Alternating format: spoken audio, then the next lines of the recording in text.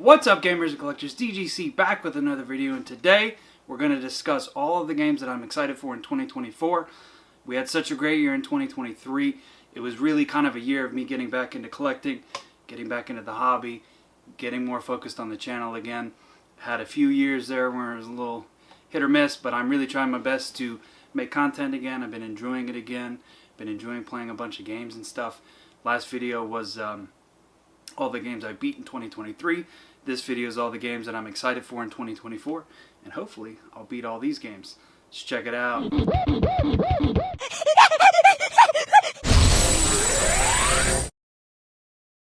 Alright, so first up, it's actually going to be all the way into February, which I'm good with because I'm still playing Star Ocean 2nd R for the PS5. Currently, probably about halfway through the game, I think, give or take. Enjoying that game. Very fun little RPG. Good little story to it. Combat is a little light on it, if I'm being honest, but not a bad thing. The story's very good. That's kind of, and the art style is real cool. So the first game that I'm really excited for in 2024 is going to be Helldivers for the PS5, and I believe it's also coming on PC. Looks like a really cool game. So it looks a lot different from the first game, which was a PS4 game, or maybe even PS3, I'm not mistaken. No, it was PS4. Like early on PS4, we're talking 2014, I think. So almost 10 years ago, if I'm not mistaken. I'll have to verify that. But definitely a good-looking little game. It might be one of those under-the-radar kind of games where like nobody's gonna pick it up because it's like coming out really early in 2024. It's also not from one of their bigger studios. It's a Sony game, first-party game. But you really should look into it because it's actually a pretty cool-looking game.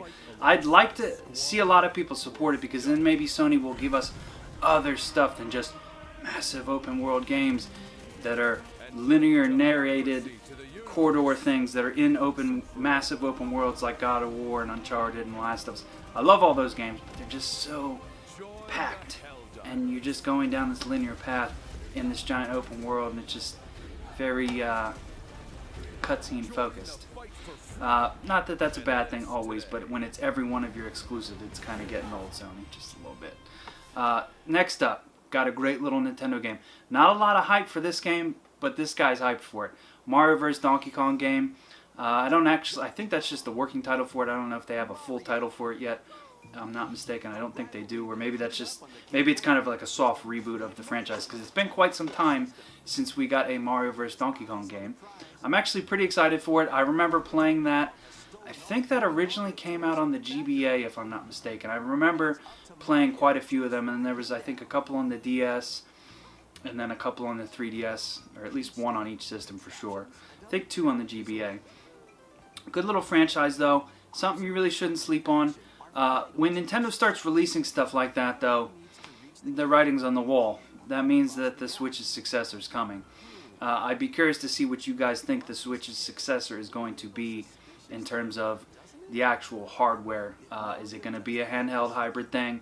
Is it going to be a dedicated console? Is it going to be both? I don't know. We're probably going to learn that this year too, which is something I'm also excited for. Next up is kind of a cool PC game that is actually sort of technically already out, but it's out in Steam. What do they call that? Green light, where it's basically in beta testing, aka they're still releasing multiple patches and they just don't want to officially release it. That being Sons of the Forest. So this is actually a really cool genre of games that I'm really into, very much so. I don't actually talk about it a lot, but when it comes to like survival, craftable kind of games like that, not really so much a Minecraft kind of guy, not really into that. Not bashing on it, but it's just too kiddie for me, I guess you could say. Sons of the Forest is very gory, violent, has like a decent little story to it. So it's actually a sequel to what was it, Days of the Forest, or I forget what it was, but I played the shit out of it. What was it? Sons of the Forest is the new one. What was the old one? Something Forest. I think it was just the Forest. Yeah. And in that one, the story, when I had played it, it was like before they even added the story. And then I eventually did go back and play the story. But so you like crash land on a island with a plane. You're like the only survivor. You get out, there's this huge forest around you. There's like luggage strewn around everywhere. Then there's like a cave system with like these weird creatures in them. And you know, not that it's like a super in-depth story, but I won't ruin the story for you. This is sort of a sequel to it. It's really just the same game, better graphics, more amped up. You're on a different island.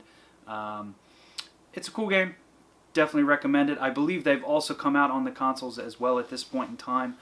Now, the next one is something that I'm truly hyped for, because I've actually recently rebeat Final Fantasy VII Remake on the PS5. I played it originally on the PS4 Pro, and then played it again on PS5. So the next game being Final Fantasy VII Rebirth. I actually have 4 coupons built up on my Best Buy account for 20 bucks off. So I'm going to end up getting that game. I'm saving the 20 bucks for when I'm going to wait till the last day right before they expire, and then I'm going to use it to pre-order Final Fantasy VII Rebirth. So I'll get it for about 55 bucks. So I'm excited for that. It's a good deal. Regardless, it's worth the $70. Haven't even played it yet, but I already know it is. I spent $70 on this as a used copy from GameStop. This is the best way for you to get that is from GameStop, because right now on the PS5, apparently this is rare. These go for about $100 to $150 on eBay, which is just insane. Get it from GameStop, about 70 bucks. Not bad. But yeah, so Final Fantasy VII Rebirth. Super excited for that. Graphically, just looks impressive. I'm excited to continue into the story because it's real fresh in my mind, having just played this. I just beat this like 2 weeks ago, so like by the time that comes out, it's about a month and a half from now. It'll still be pretty fresh in my mind, and I'm just really excited to jump back into that story. It's a 2-disc Blu-ray special. So whereas this was, the story's obviously somewhat different from the original game, but this is basically, it's broken down into 3 parts as of right now. Now, with that being said, you know how like with the Harry Potters, they split the last one up into 2 movies, and then a lot of movies nowadays, they're just like, oh, well, we can't do it in one. We got to split it up into multiple pieces. I could foresee them really wanting to draw out the Final Fantasy VII franchise. This one's going to be a nice 2-disc epic. I'm expecting it to be anywhere from 60 to 80 hours, which I'm totally good with. And then this is me personally, I think they're going to draw it out to make it to where it's like 4 iterations, maybe even 5 iterations instead of the 3, just so they can drag it out as long as possible. Just my personal opinion. Now the next up is going to be coming out in March. All those games I just listed were February. The next 3 are March. So this one is a bit of a surprise to me when I saw it. I think it was during a Nintendo Direct, and that's Unicorn Overload. Or Overlord, I'm sorry. So this is by Vanillaware, I believe is their name. They're the people that did, I'm going to have to, they have that really distinct art style. And what was the games? Dragon's Crown was one of them. And then the older one was Odin's Sphere, or something. Yeah, I want to say it was Odin's Sphere. And that was a PS2 game. Dragon's Crown was a PS3, then into PS4 game. And then they haven't re-released them on the PS5. That would be cool if they re-released both those on the PS5, though. Just saying. But yeah, Unicorn Overload. When I saw that during the Direct, I immediately knew who the game was because of the art style, right? The art style looks phenomenal. The way they draw the characters and everything, and just it's very them Vanillaware art style, and I was really instantly drawn in. But the cool thing about the game is, it's like multiple RPG genres in one game.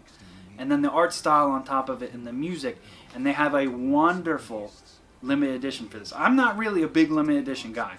I buy the Nintendo ones because I know that I'm going to love those games. And then shoot 'em ups. I love buying physical limited editions for shoot 'em ups because, again, I don't know. All the knickknacks they come with, I just love them. But Unicorn Overload, I gotta be honest with you. 1, I think that's going to get a small print run, so you probably should pre-order it. And 2, the limited edition to me just really speaks to me because it's got like a nice double disc soundtrack. It comes with like an actual like tabletop card game that you can play, which is kind of nerdy, but I kind of want it. Not gonna lie. I think there's like a steel case, which I'm not really super into those. They're cool to look at one time, but like I'm not going to use the steel case. Personally, I'd prefer to not have a steel case and then maybe give me like an extra soundtrack with that money. But that's just me. But yeah, the game looks cool. It's kind of got like a... I don't even know how to describe some of the genres that it has in it, but you'll just have to watch the gameplay that I have overlaid here. But it just looks really phenomenal, I can't lie. Next up, we got another RPG that I'm actually kind of surprised I really want this one, because the first game, couldn't get into it. Now that I'm like super into RPGs, I actually want to get into this game, and I want to play. I probably won't pick this one up this year, or maybe at the tail end of the year I will pick it up on sale. I need to get the first game and play it before I play this one. I don't think they're linked in any sort of way, but I feel as if I play the second one, then I won't want to play the first one in case it's inferior as far as controls or mechanics or that kind of thing. Dragon's Dogma. So the first one came out on the PS3 360. Then way down later in the line in the PS4 and Xbox One's life, they remastered it or whatever. And then I believe they've even released it again on the PS5 and the series consoles. So I do need to get in and play it. I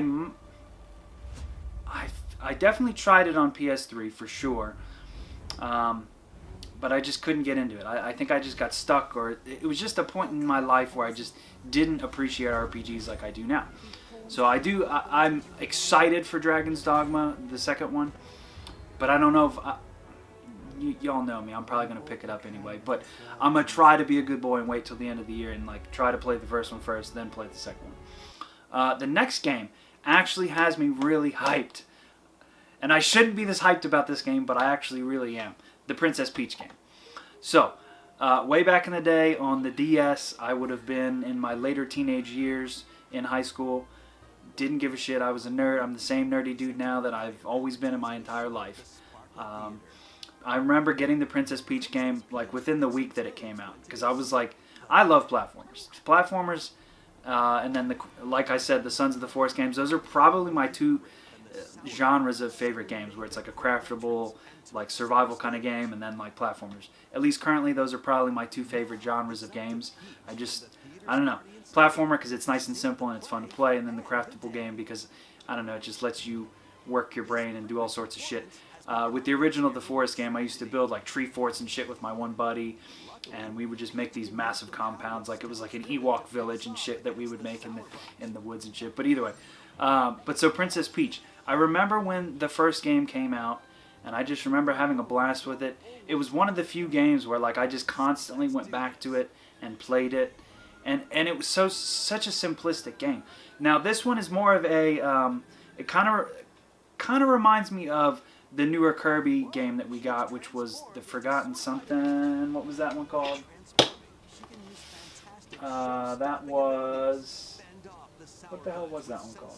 Oh, and the Forgotten Land. Good Kirby game. I enjoyed it. Very short though. But where it was kind of that like top-down, shoulder view, 2.5D kind of thing they had going on. That's kind of what the Princess Peach game kind of has going on for it, and it looks cool. Part of me kind of wishes they went with the same art style on the DS game, but I'll accept it and appreciate the fact that we're at least getting another Princess Peach game. I'm not mad about it. I'm actually pretty excited for it. I already pre-ordered the Princess Peach game as well as Mario vs. Donkey Kong, so those are two games that I already paid for, so I'm excited for them. Next up, we got the rest of these games actually don't even have launch dates, so they're just kind of coming out anytime during the year. I have no idea. I believe they're somewhat in order of when I think they're going to come out, but I don't know. The first one being the new Contra game. Galuga, I guess is how you would pronounce that. I'm a big Contra guy. I actually really love Contra. I'm not great at them, however, I do love playing. They're just always been a really appealing game to me because, again, it's just quick to get in and play and hard to master, but then like once you actually do defeat a level or beat a boss or this or that, it's just it's one of those rewarding feelings that you get from Contra game, and I love that. And we don't really get Contra games very often. The last one we got was it was on the PS4. I forget what it was called, and the Switch and the Xbox. I had it for a little while. Couldn't have been that memorable if you don't remember the name. I don't remember the name though. I really don't, for the life of me. I did like it though. But either way, so I'm excited for the new one. So hopefully that won't disappoint. Luigi's Mansion 2, which is a 3DS upscaled port from the 3DS to the Switch. So very excited for that. I love Luigi's Mansion. They're great games. I'm kind of confused though as why they're not giving us both Luigi's Mansion 1 and 2. Or at the very least, they should be giving us Luigi's Mansion 1 now at the beginning of the year, and then at the summer or at the end of the year, give us Luigi's Mansion 2 for the Switch, so that we have the full trilogy on the console. It's the same thing with Metroid Prime. Are we going to get 2 and 3 on the Switch? I don't know. I hope we do. I really hope we do. But it just seems so, like, hit or miss. Like, they really should have just released the whole trilogy of Metroid on the one cart, and then they really should have just released both the Luigi's Mansions on one cart. They could have charged $60 for both the Luigi's Mansion games, and let's be honest, they could have charged $60 for all 3 of the Metroid games. I think all the Nintendo fans would have bought that. They would have been super happy and super grateful for it. And yeah, Nintendo. Logic does not exist with that company. Alright, next up. Got something really good. Pause that thought. So I sold off a lot of my collection, and I don't still have a lot of the cool stuff that I had. If you've been subscribed for a long time, you know that there was a point in height in the channel where I just had some really good shit and some really cool shit. And I regret it now. I'll admit it. There was a lot of stuff that I should not have gotten rid of, because now it's worth more now than when I sold it. And now I bought most of that stuff way back 15, 20 years ago, to where like it was like pennies on the dollar, and now some of it's like just ridiculous prices. But this is still my original copy of Paper Mario Thousand Year Door and my strategy guide. I went and grabbed this out of the other room. All my guides are in the other room for some reason, with all my books. I don't know. But so I remember picking this up. I don't know if I got it like the launch month or anything like that, but I just remember seeing it and just being so excited for it, because I had the original Paper Mario for the N64. I sold my game. I sold Paper Mario, and it's one game that I'm really regretful of that I got rid of. Still have the strategy guide though, so that's kind of cool. But yeah, Thousand Year Door. Needless to say, I am very excited to jump back in and replay that in full HD. And I cannot wait, is basically where we're at with that. So a lot of good Switch stuff coming this year. Your boy has not been a big fan of the Switch for multiple years, but I'm actually like really kind of coming into the Switch here at the tail end of the system, and they're finally giving us a lot of stuff that I'm enjoying. So I have to say, this system is finally appealing to me, and I'm finally building up a good library of RPGs and all the first-party titles and that kind of stuff, and I've just been having a really good time with the Switch here lately. I really have been. Next up, believe it or not, there's actually some Xbox games here. Oh my god, they're actually going to release something for once! Holy shit! Xbox actually is going to release a game! Yeah. Senua's Sacrifice, aka Hellblade 2. I don't know why it's not just Hellblade 2, or maybe that's like a really small suffix on the game. It should be just Hellblade 2, Senua's Sacrifice, but I'm pretty sure it's Senua's Sacrifice and that's it. Or maybe it's Senua's Sacrifice Hellblade 2. I don't know. Correct me in the comments. You're going to anyway. I'm actually really excited for that. As long as they've been working on this. So Ninja Theory is actually one of my preferred game developers, and I actually kind of was excited that Microsoft bought them, believe it or not, because some of the games that they've made, I'm a fan of the Devil May Cry game that they made. I actually really like that game.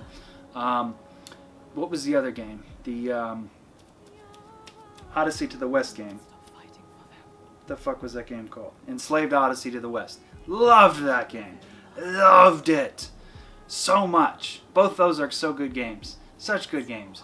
And they're such a small developer. Or I don't know about it anymore, but like for the longest time, they had a very small team. So everything they've ever done is just truly impressive, right?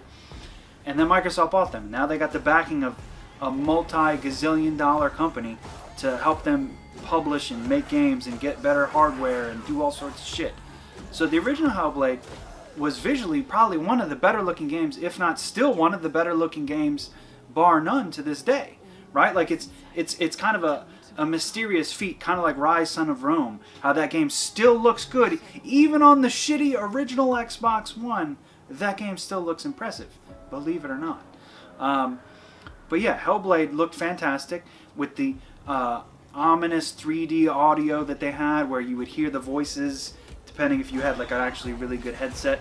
Definitely, if you haven't played Hellblade 1 yet, play it with the headset like it recommends, because it really immerses you in the game, where you hear all the voices and shit around you, and then you're just like going schizophrenic while you're playing. I'm totally kidding, but it does really add a cool layer to the game, and it's really unique, because I can't think of another game that ever did that. I don't know if they're doing that for Hellblade 2. Again, correct me in the comments if you know. I hope they do, because it really was kind of a cool little feature. I'm excited for the game. I really hope that going into the next couple years, Xbox, for the love of God, just please start releasing some of your fucking games. 1, I bought a $500 Xbox Series X. 2, it never does anything. It just sits there and collects dust. It doesn't even suck in fresh dust, because it never gets turned on. That motherfucker hasn't been turned on in probably a year. No joke, it's just sitting there. Lonely. It's sitting next to the PS5 that gets used every fucking day. Xbox never gets used. The Wii U next to it's Xbox, Wii U, PS5. The Wii U gets used more than the Xbox Series X, because it's a piece of shit. Sorry, had to say it. It is. Fight me. I want Hellblade 2, and I want it to be good. I know that it'll be a good game. Is it going to be a long game, though? I'm thinking it might actually be like a very long game, because they announced that game way back. Hell, it had to have been 3 or 4 years by now, right? I think they announced that game before the Series X, if I'm not mistaken. I think they did. And that's already been, I think we're 3 years deep in the Series X, so they announced Hellblade 2 like 4 years ago. It was during the Game Awards. It was at least 3 or 4 years ago that they announced that game. And now that they have Microsoft money and definitely a bigger team, that game's probably pretty big. So I'm pretty excited for it. I really am. The next game, another Xbox game, Stalker 2. Pleasantly kind of excited for that game. I think it could be cool, right? I never played the original games. They've been on my Steam wish list for God knows how long.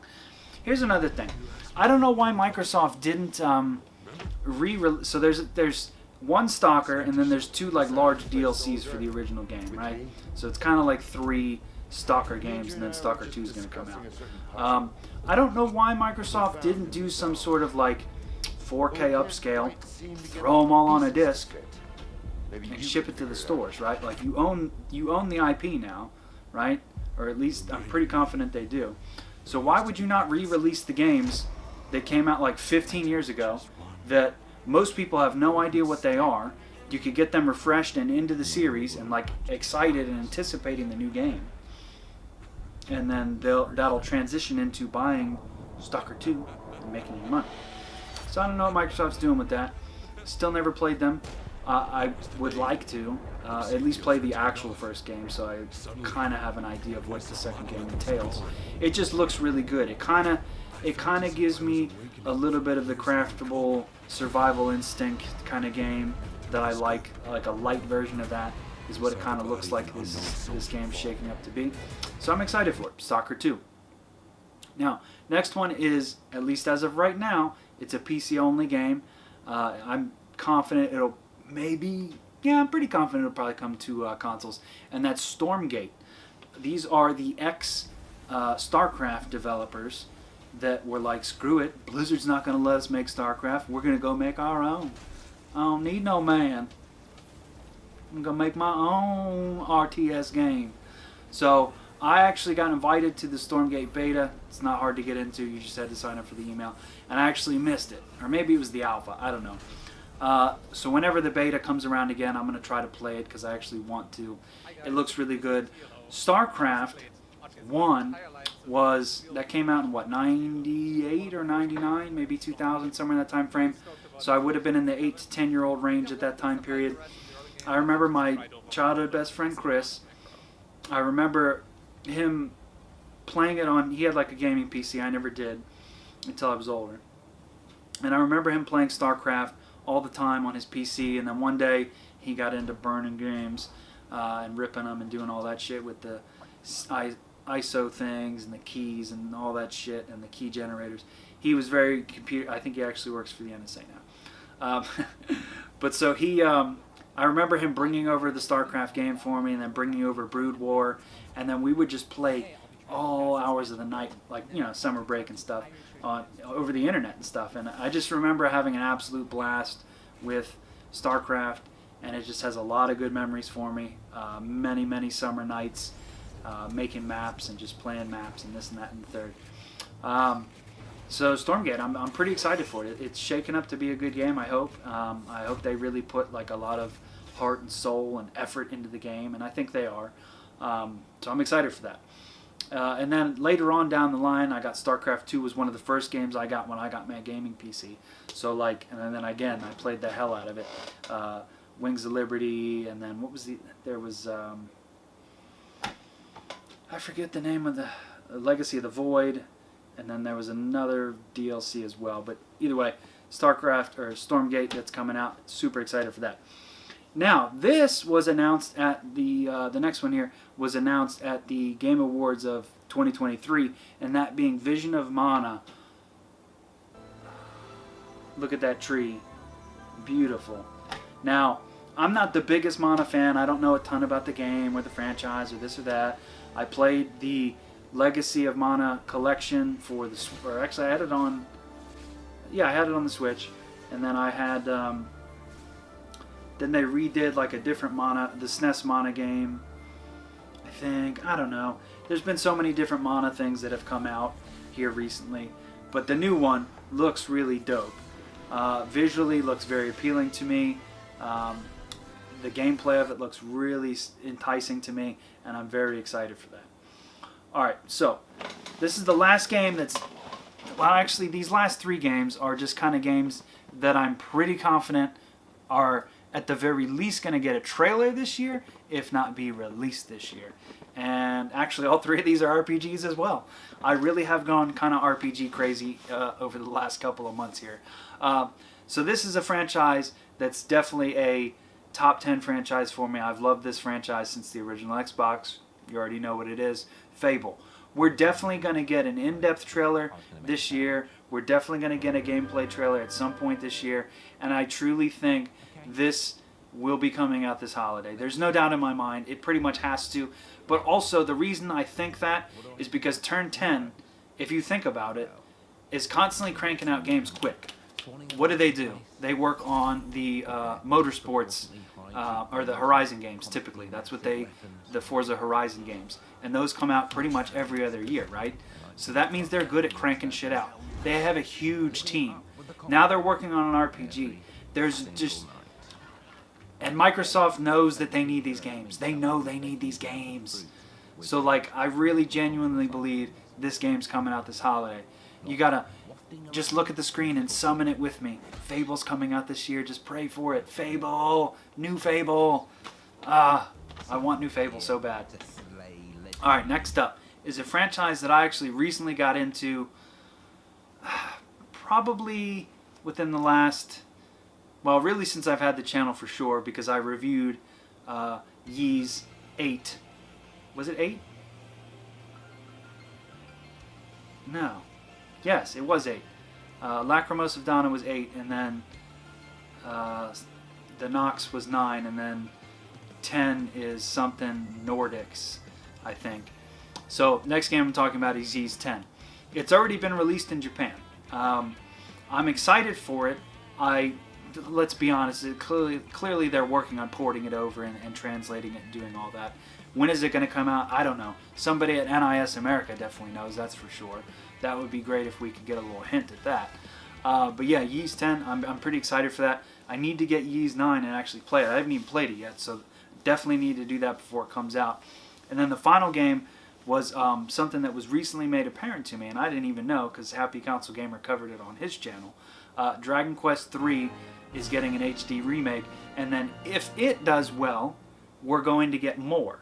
So within the span of me having this channel, which, believe it or not, it's been 7 years, crazy, or this is going into our 7th year, yeah. At some point in that time period, I played Dragon Quest, I guess it would have been 11 was the newest one that we've gotten. Yeah, 12 is coming. Oh my god, I didn't even put that on the list. Dragon Quest 12, I'm also excited for that. I don't think that's coming this year, though. We'll talk about that in a sec, though. I am super excited for that. But yeah, so Dragon Quest 11, when that, yeah, because 10 was the MMO that we never got. But so 11 was really good. I played on the PS4. I actually sold it, and I really want to rebuy it. I really was kind of hoping they'd re-release it on the PS5, but they have not done that yet. But Dragon Quest 3, so it's getting a beautiful HD remake. Nothing like, they're not like fully 3D remaking or anything like that, but it's very good visual style to it and everything, and they're gonna make that. And they've already stated that, you know, if the third one does well, then they'll go back and do 1 and 2, and then I guess 4, 5, 6, maybe 7, 8. I don't know, maybe 9. We'll see. But if they do, that would be great. If not, whatever. The more cool RPGs I can get. I don't know why, but I got like super into RPGs. It just kind of happened. I kind of like when I got back into games this year, or 2023, I mean, like really hardcore got back into games. I don't know why. I just started picking up RPGs because I was like, I need a good long game to play. I need a good story to play, and I don't know. I got super into RPGs for some weird reason. I'm not mad about it because they're great value for money, that's for sure. Kind of like a shoot 'em up where you can just play it a million times and it's good value for money from a shoot 'em up. But so those are all the games that are more than likely coming out this year, or at the very least we're going to get like a nice hypey gameplay trailer of it and everything. And I'm very excited for a lot of this stuff. More than likely, I would say basically everything until I said Fable is definitely coming out this year for sure. And then Fable, Ys 10, Dragon Quest 3, and then the Dragon Quest 12, which actually we got to talk about that real quick. What's up with that? Anybody that has more knowledge about Dragon Quest-y stuff, definitely let me know. We got that trailer, and it wasn't even really a big trailer. It was really just more or less like an announcement, like, hey, we're doing this. And obviously you're making another one. The series is like 35 years old at this point. Clearly you're making another one. When are we getting that game? Like, it's got to be... That had to have been, again, every bit of 3 or 4 years ago when they first announced that. Maybe even 5 years ago. It's been like a while. Because Dragon Quest 11 came out... That had to have been every bit of 6 or 7, maybe even 8 years ago at this point. Like, it's been a long time. I don't know. I'm going to have to look that up. I'm going to put it right here. Yeah, it's been like a long-ass time, though, for sure. So, I don't know. If you have any more knowledge about Dragon Quest 12 when that's coming out, I'd love to know. I actually, well, I'll save that for a nice pickups video. Segue to next video. I have a fat stack of Switch games, which I've hinted at before, for the next pickup video. Conveniently hidden behind here, and you can't see them. So yeah, I picked up a bunch of Switch stuff, so that's next week's video, guys. Hopefully you enjoyed this. Tell me what games you're excited for this year. I'm sure there's stuff that I overlooked or maybe don't even know about. I'm sure there's many other cool things coming out this year, so definitely leave a comment down below. What else is looking hypey for you this year? The things that you're looking forward to, for sure. Peace out for now, guys. Till next time. Come here, you mother...